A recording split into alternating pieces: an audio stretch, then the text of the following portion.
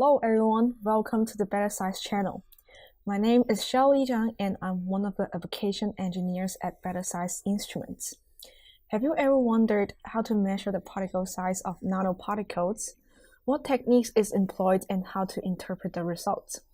Follow me with this detailed walkthrough on the introductions to dynamic light scattering for nanoparticle size analysis, also known as the DLS technique.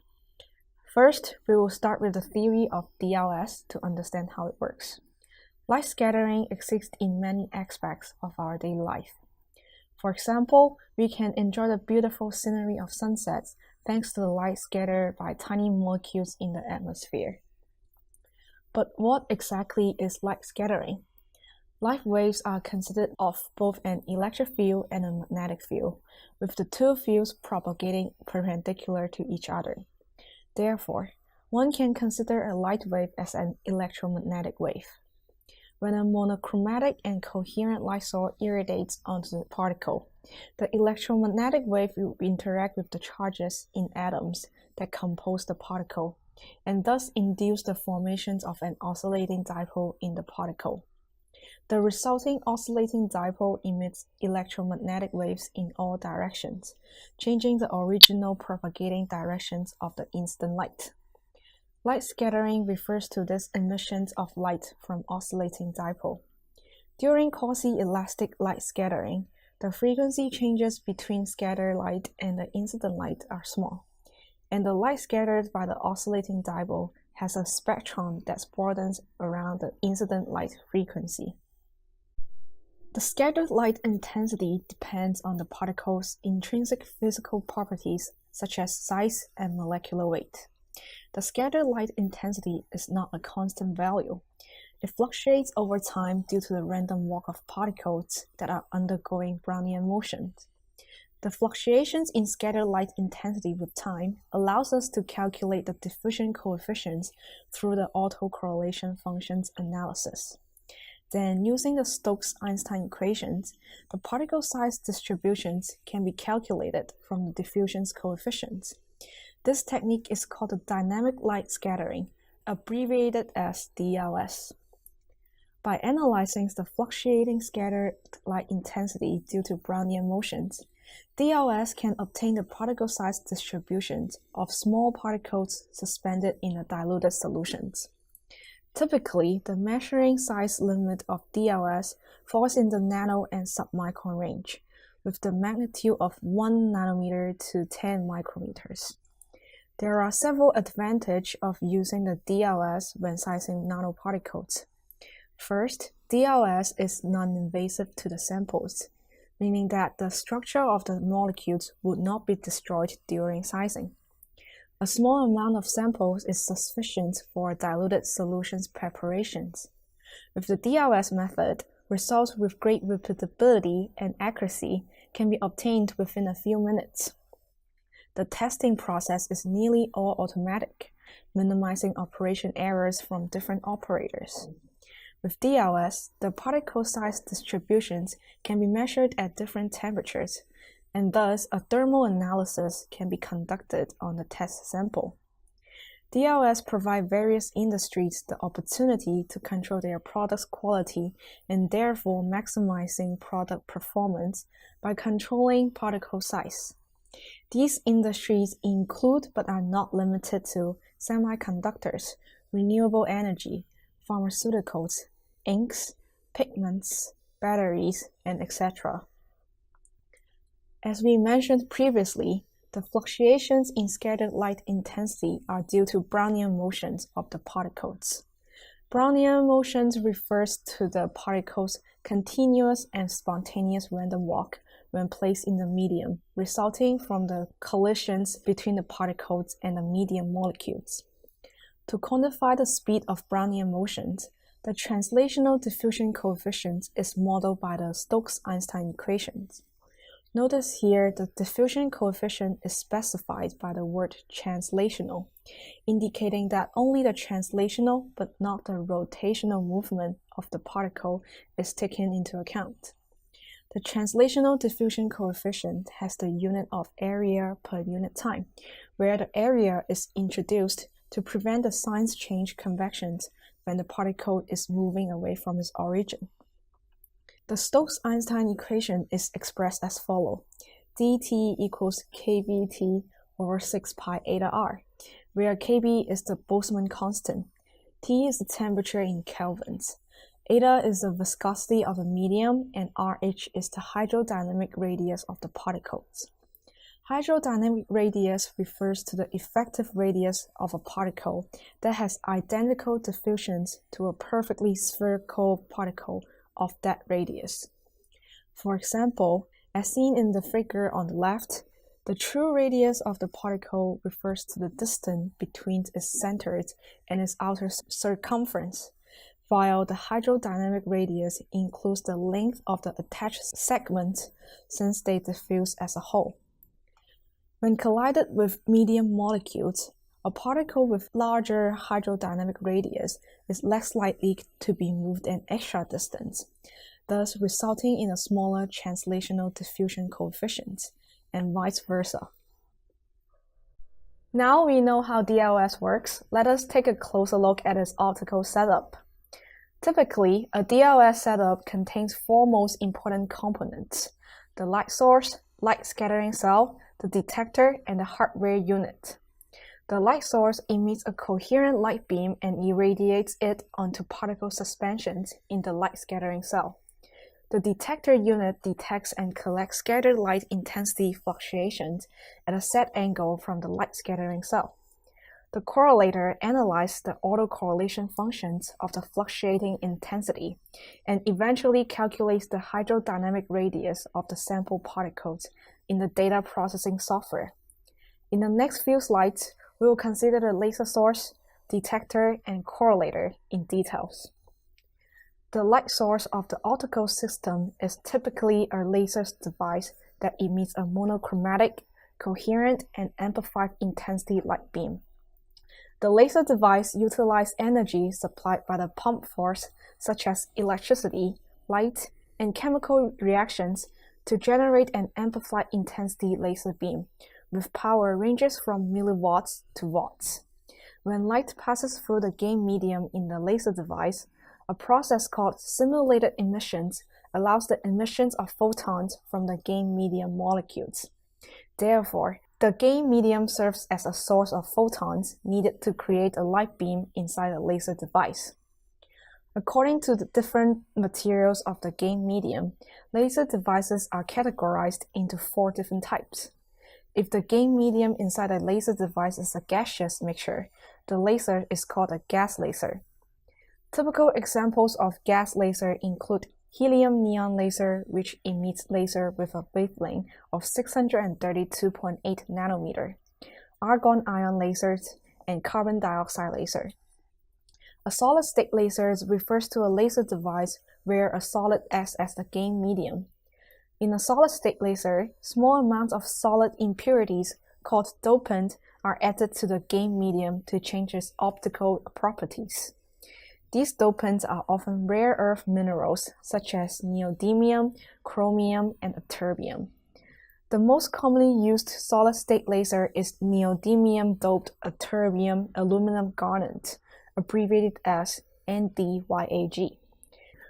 There are also liquid laser and semiconductor laser, which have a gain medium of liquid solutions and semiconductor material, respectively. The majority of the laser devices in DLS instruments are gas lasers and solid-state lasers. Gas laser has the advantage of stable wavelength emissions with relatively low cost. However, a gas laser usually has relatively large volume that makes it very bulky. On the other hand, a solid-state laser is smaller in size and also less heavy, making it more flexible to handle.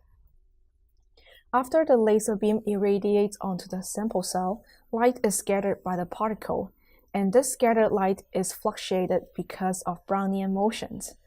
A highly sensitive detector picks up these scattered light fluctuation signals at even low intensity levels and converts them to electrical signals for further analysis in the correlator.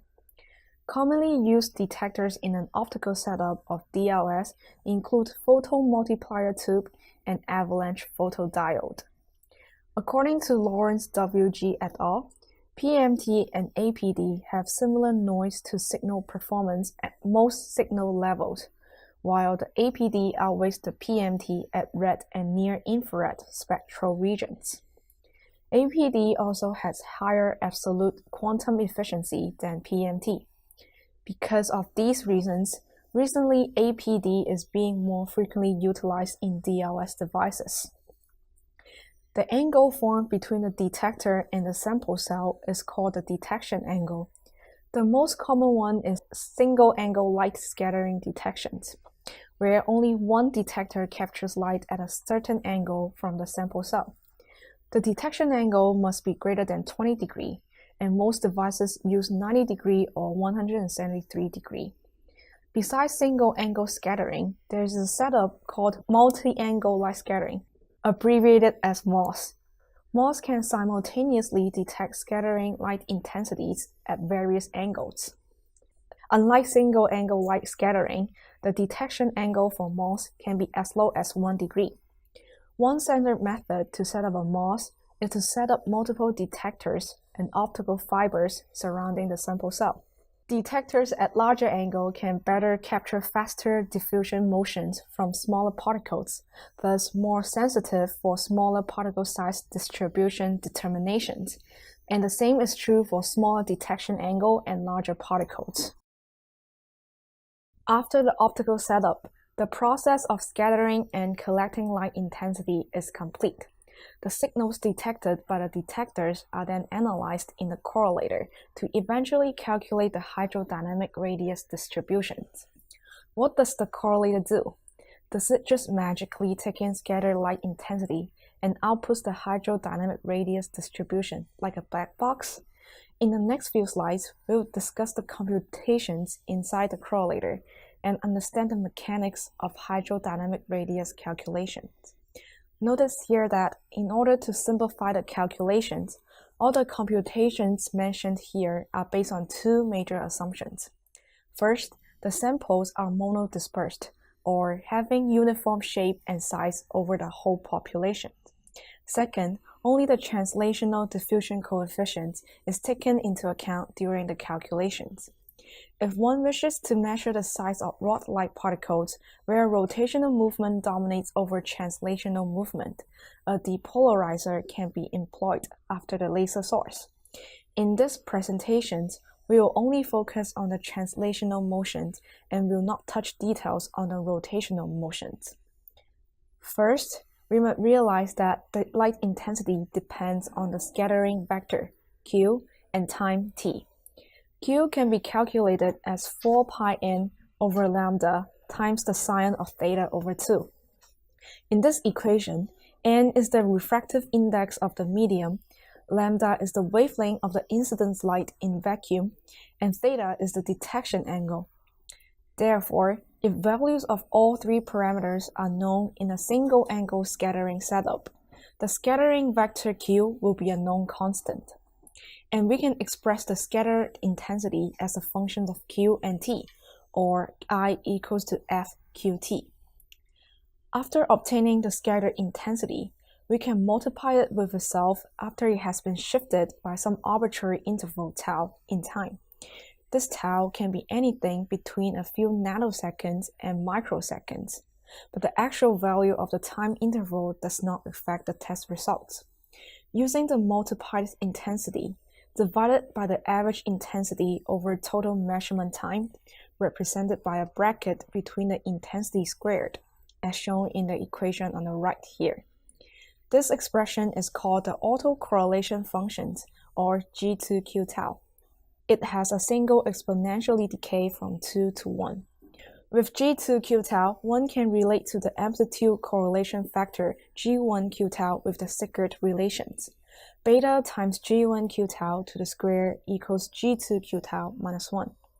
G1Q tau, on the other hand, single exponentially decay from 1 to 0, with 0 meaning there's no correlation at all between the signals at time t and time t plus tau, and 1 meaning perfect correlation. Here, the product of Q squared and diffusion coefficient d is called the decay rate, represented by symbol gamma. Finally, with all the known information of the correlation function, the hydrodynamic radius can be computed using the Stokes-Einstein equation.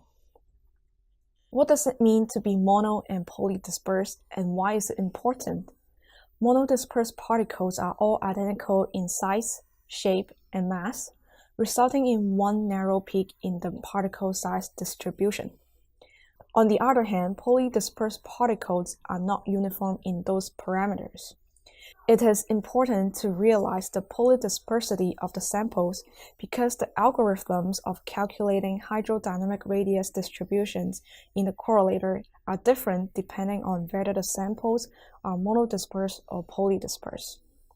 If samples are polydispersed, the correlation function G1 is no longer a single exponentially decay function, but an integral over the decay rate gamma. Two main mathematical algorithms are used to solve this integral. The first and most common one is the cumulants method. Using Taylor series expressions on the natural logarithm of the integral, the cumulants method can compute the z-average diffusion coefficient and thus the average hydrodynamic radius. When using this method, be careful not to overfit the parameters by considering too many coefficients, kappa, since overfitting might render all parameters to be less precise. However, the cumulants method is only valid with samples that have small size polydispersity. Validations of the calculations can be done by computing and checking the polydispersity index, or PDI. PDI is calculated as kappa 2 over kappa 1 squared, all under the square root. And the cumulant analysis is only valid if the PDI value is relatively small, or if the particle size distribution is sharply peaked. The Contine algorithm can directly compute the integral and is theoretically able to compute the hydrodynamic radius distributions for samples that are widely dispersed. It is a relatively complicated mathematical method involving regularization. Properly preparing the samples is one of the key factors to successful nanoparticle sizing. In the next few slides, I will go over some important aspects during sample preparation. Before preparing the samples, there are a few requirements about the sample solutions that need special attention.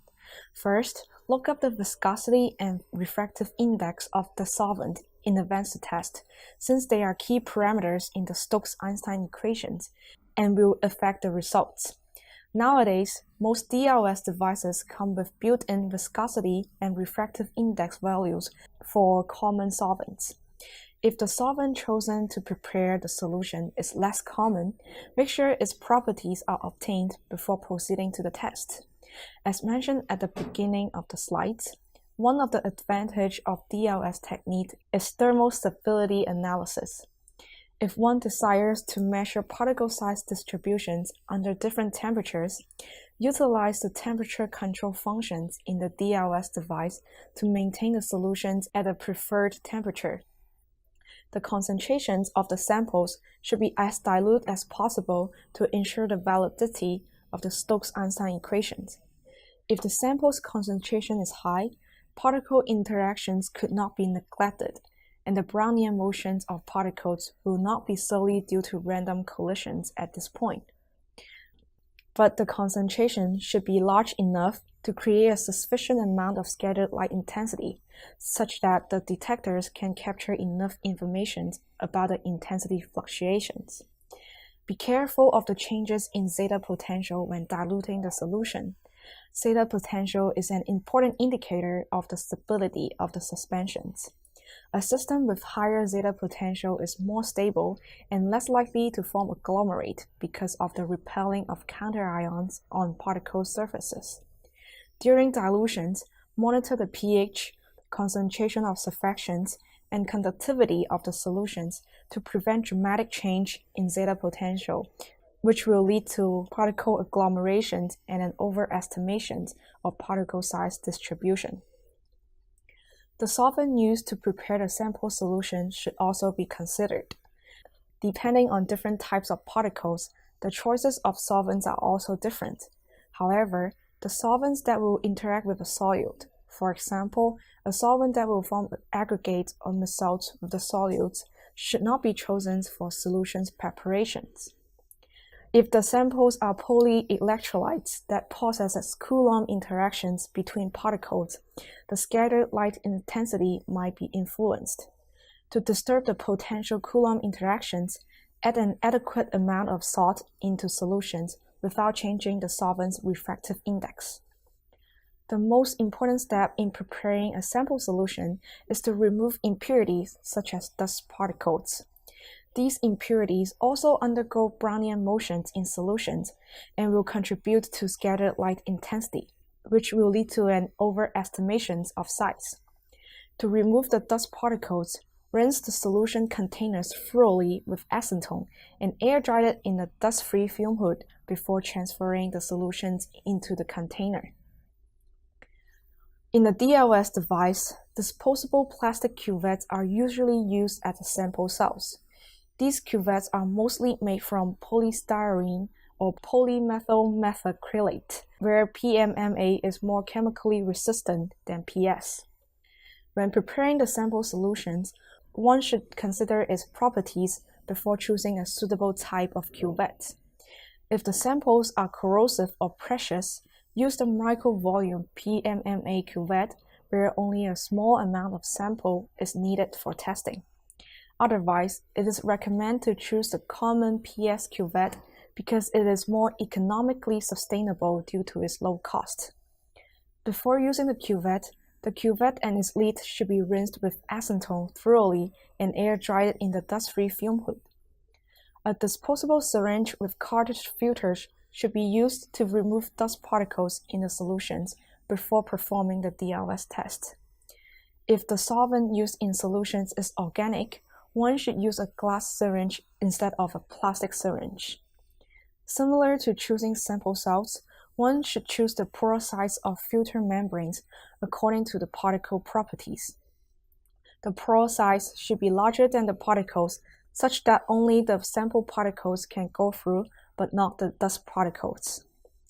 High pressure might be exerted onto particles inside the syringe during the filtration process. It might lead to crushing or destruction of particles and affecting the accuracy of particle size analysis. The prepared solution is then transferred to the sample cells and ready for testing. The steps are as follows. Transfer the solutions to the syringe with cartridge filters to perform filtration. To avoid overpressurizing and destroying the particles, filter 1 drop of sample solutions per second. Discard the first 1 to 2 drops of filter solutions because the dry membrane might absorb some scattering particles upon contact with the sample solutions and thus affect the concentration of the solutions. Filter the rest of the solutions into the disposable cuvette either by inclining the cuvette by 45 degrees or directly drop to the cuvette. Inclining the cuvette minimizes the formation of air bubbles, but it requires the cell wall to be extremely clean. Directly filtering droplets into the cuvette prevent contact with the cell walls but might form air bubbles. Therefore, one should perform filtration carefully with either filtration method. After filling the cuvette with the solution to the desired height, carefully cover the cuvette with its lid and place it into the sample holder. The last part is the DLS results interpretation. Interpreting results can aid us in evaluating the quality of the particle size test and also obtain information about the particle size distribution. The quality of the correlation function should be checked before proceeding to the particle size analysis, since it directly relates to the accuracies of the particle size result. The overall shape of the correlation functions could well indicate its quality. As shown in the Lesmo figure, if the correlation curve is a smooth curve exponentially decaying from 1 to 0 without presence of noise, it suggests that the correlation was well performed and it is good to proceed to the particle size distribution analysis. However, if the curve is still overall smooth with some level of noise, as shown in the middle figure, it might be due to the presence of impurities in the samples that affect the repeatability of the results. Under this scenario, the operator can filter the sample solutions with the appropriate syringe pore size again to remove the impurities, such as big dust particles in the solutions. When the scattering is insufficient in the test, its correlation function curve will look like the curve in the rightmost figure. In this case, the maximum value of the function is much less than 1, and it does not exhibit exponentially decay behavior. The operator could increase the sample concentrations or the number of subruns to increase the amount of scattering. DLS reports results in Z-average particle size, which is a scatter intensity weighted size. It comes from the fact that when computing the correlation function integral using the cumulants and Conti method, an average translational diffusion coefficient is obtained, and thus resulting in the average hydrodynamic radius from the Stokes-Einstein equation. The Z-average particle size validity should be checked with the polydispersity index, or PDI. As shown in the table, a sample results report of particle size from DLS includes a Z-average particle size with uncertainty and the PDI value corresponding to that Z-average particle size. If the value of PDI is large, indicating that the samples are possibly polar dispersed, then the Z-average particle size is not a fully representative description of the given sample. According to the ISO 22412-2017 particle size analysis of dynamic light scattering, the particle size result should be reported along with its uncertainties and repeatability. The measurement uncertainty is expressed by the standard deviations, while the repeatability is the relative standard deviations that describes how close the results obtained from multiple measurements are to each other within each run of test. As regulated by ISO 22412-2017, monodispersed materials with diameters between 50 nanometer and 200 nanometer should have Z-average particle size with repeatability less than 2%. Let's wrap up what we're covering in this presentation. First, we went over the theory of light scattering and DLS, explain how does the Brownian motions come into particle size determination. Then we look at the optical setup of a typical DLS device and discuss the laser source, correlator, and the detector in the details. Moving on, we examine the sample preparations for the DLS test, including making and filtering the solutions, removing impurities, and choosing sample cells. Finally, we went over how to interpret the results obtained from the DLS test. Here are the references used to build up this presentation. Thank you for listening. I hope you found this presentation helpful. If you have any questions, feel free to email me at shelly.zhang@bettersize.com. Please don't forget to subscribe to our channel. For more information, visit our official website www.bettersizeinstruments.com. Until next time, bye!